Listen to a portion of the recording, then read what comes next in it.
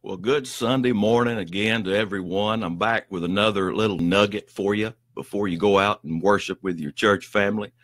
I realized, or I didn't realize last week until I read some of your comments, that I had referred to this truth as a nugget.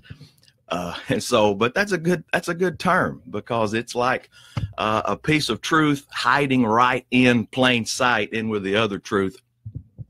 So this week, the nugget I'm going to share with you comes from Genesis 15.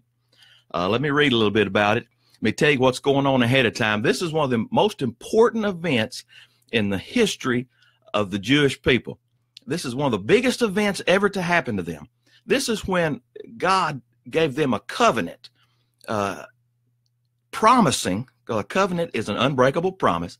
He gave them a covenant promising that they would possess the land. He told Abraham, he said, this land is yours. Abraham said, how can I be sure? And God said, well, let's do this. And what he did was had a covenant, and they had a covenant ceremony. Now, we still have covenants today. A marriage is a covenant, and the covenant ceremony is the wedding. Okay, so we still relate to this. As a matter of fact, Kayla Woolard had her covenant ceremony yesterday. So congratulations to Kayla. So this is what happened. He said, we're going to have a covenant. So the Lord told him, this is Genesis 15:9. He said, bring me a 3-year-old heifer, a 3-year-old female goat, a 3-year-old ram, a turtle dove, and a young pigeon. And so Abraham presented all these to him, and he killed them. He cut each animal down the middle and laid the halves side by side. However, he didn't cut the birds in half.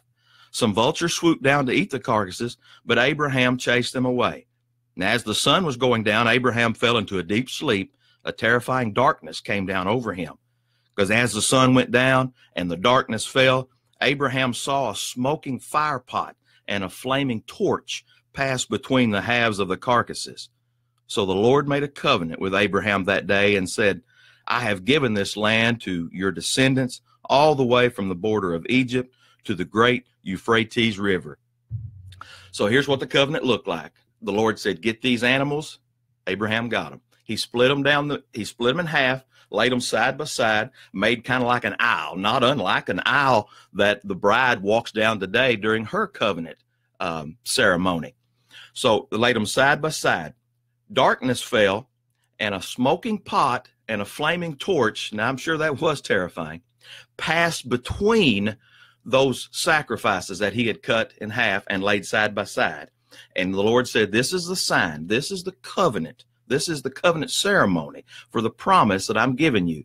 If God would have done pinky promises like kids, you hear kids do today, that would have been a pinky promise with Abraham and with the people of Israel, that he was giving them this land. So one of the greatest events for the Jewish history and their nation's history. But what happened right in the middle of it? Here's the nugget I want you to see. It came in verse 11. Some vultures swooped down to eat the carcasses, but Abraham chased them away. Right in the middle of one of the biggest events for the people, the children of Israel, vultures swooped down to eat these sacrifices, to eat these carcasses. And Abraham had to chase them away, had to mess up this beautiful moment. Isn't that the way vultures do, though? Now, can you imagine during our covenant ceremonies, say Kayla got married yesterday, can you imagine right in the middle of that beautiful covenant ceremony that a wet, nasty dog broke in and run down the middle of the aisle and jumped up on that beautiful white dress and knocked her down and got mud all over the place? Oh, she would have been screaming and crying, and the day would have been ruined.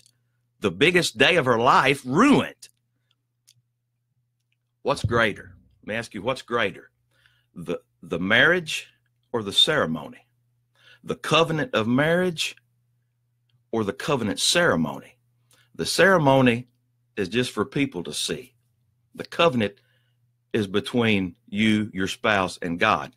Same way with this covenant we read in Genesis chapter 15. What was greater? God's promise to give Abraham the land and that his descendants would always possess it, or the ceremony in which the pot and the torch passed down the aisle of between the carcasses.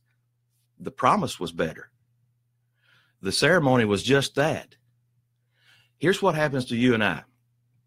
And we wonder, why, God, why? I'm doing what you should do. This is the greatest thing. I'm serving you. And then the vultures come every time. Most of the time, they preserve them for the greatest moments in our life. Our highest point of spiritual strength, here comes the vultures. We have to chase them away just like Abraham did. So instead of thinking, how can the devil mess up, or what have I done to deserve this? Know that it has happened from the beginning. The devil, as Peter described him, is prowling around like a roaring lion looking for someone to devour. So know, guys, that all the way back to Abraham, when God established that beautiful covenant with him that promised him the land to him and his descendants, right in the middle of it, the devil was at work. Abraham had to stop and chase the vultures away. You and I have to do the same thing. The devil is always after us. He's always looking for our weakness, and he will always attack us when we're most vulnerable. Either that's when we're the lowest or when we're the highest. Here comes the vultures. Know that, be aware of that, be prepared for that, and like Abraham, chase the vultures away. Resist the devil, and he will flee from you. God bless you guys. Have a wonderful week.